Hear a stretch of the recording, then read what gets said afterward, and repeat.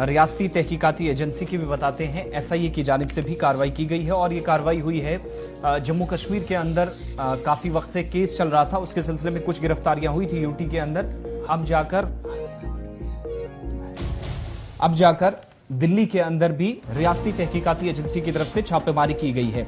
दिल्ली के अंदर भी जहां पर जम्मू कश्मीर से एक शख्स की गिरफ्तारी अमल में लाई गई है, जिसको एजेंसियों की तरफ से या पुलिस की तरफ से मिलिटेंट करार दिया जा रहा है। और स्पेशल इन्वेस्टिगेशन एजेंसी ने दिल्ली के अंदर, जहां पर आपको याद होगा कि पूंछ राजौरी के अंदर एक केस चल रहा था, जहां पर कहा गया था कि हथियारों के साथ साथ मंशियात की स्मगलिंग भी पूंछ के अंदर हो रही है।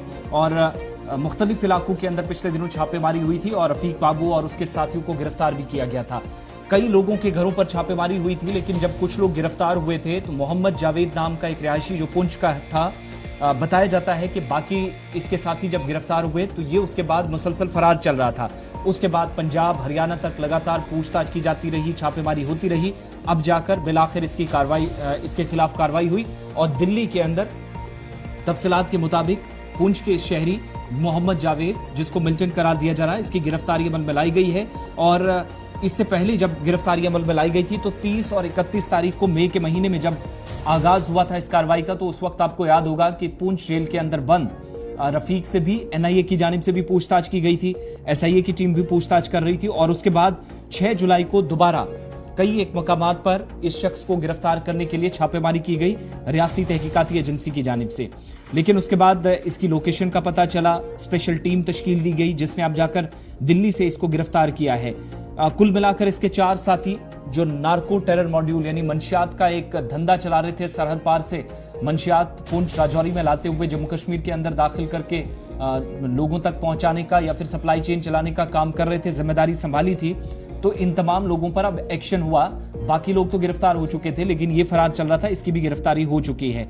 इस पर इल्जाम ये भी है कि इससे पहले जो लोग गिरफ्तार हुए उनसे पूछताछ के दौरान पता चला कि न सिर्फ हथियार, असलहा या गोला बारूद, बल्कि आईडीज और हेरोइन भी ये सरहद पार से लाते हैं। बल्कि इस तरह के घिनौने कामों में ये लोग मुलव्विस थे, जिसमें 4 गिरफ्तारियां पहले हुई थी और जावेद जो अब तक पुलिस के हत्थे नहीं चढ़ा था, जिसको अब गिरफ्तार दिल्ली से कर लिया गया है। इसके अलावा technical surveillance, human intelligence Javed को गिरफ्तार करने में के लिए काफी मददगार साबित हुए। दिल्ली के अंदर जहां पर काफी वक्त से छुपा था और कहा जाता है कि अब गिरफ्तार करने के बाद जल्दी से जम्मू कश्मीर ले जाकर जो आगे की कार्रवाई है वो भी की जाएगी। लेकिन क्रॉस बॉर्डर जो ऑपरेशन हो रहे हैं नार्को टेरर के, या जो मंशियात की स्मगलिंग हो रही है सरहद पार से उस तरफ से इस तरफ लाने का काम चल रहा है, उसमें कौन से लोग यहाँ पर मुआविन साबित हो रहे हैं या किरदार अदा कर रहे हैं, उन लोगों की गिरफ्तारियों का सिलसिला मई और अप्रैल के महीने से शुरू हुआ था।